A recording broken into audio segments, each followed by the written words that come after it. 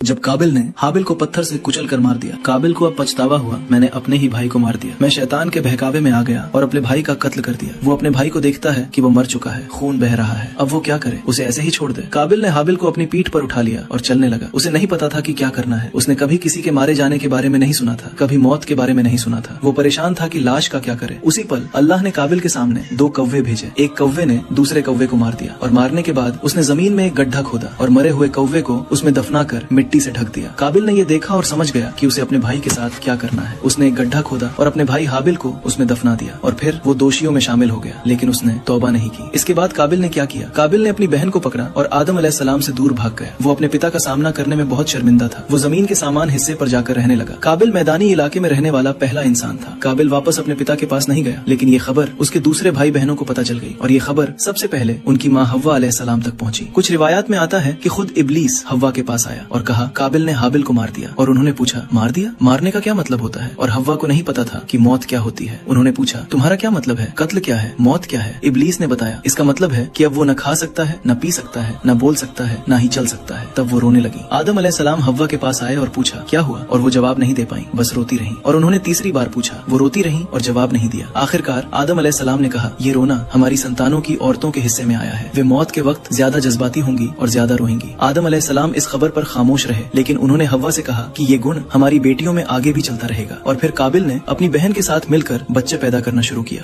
ये था इस जमीन का पहला कत्ल। उस वक्त ना कोई जंग थी, ना कोई ग्रुप, ना जिहाद का कोई हुक्म, फिर भी खून बहा। वजह मजहब नहीं थी, वजह थी इंसानी जलन और शैतान का धोखा। आज तस्वीर उल्टी है। दुनिया में कहीं भी हिंसा होती है, इल्जाम सीधे इस्लाम पर आता है। कहा जाता है इस्लाम आतंकवाद को बढ़ावा देता है। कहा जाता है कि कुरान में सूरह तौबा आयत 5 में डायरेक्ट हुक्म दिया गया कि गैर मुसलमानों को जहाँ देखो वही कत्ल कर दो। ये दावे हकीकत नहीं, गलत फहमी है और गलत फहमी अक्सर अधूरी जानकारी से पैदा होती है। इन्हीं इल्जामों और गलत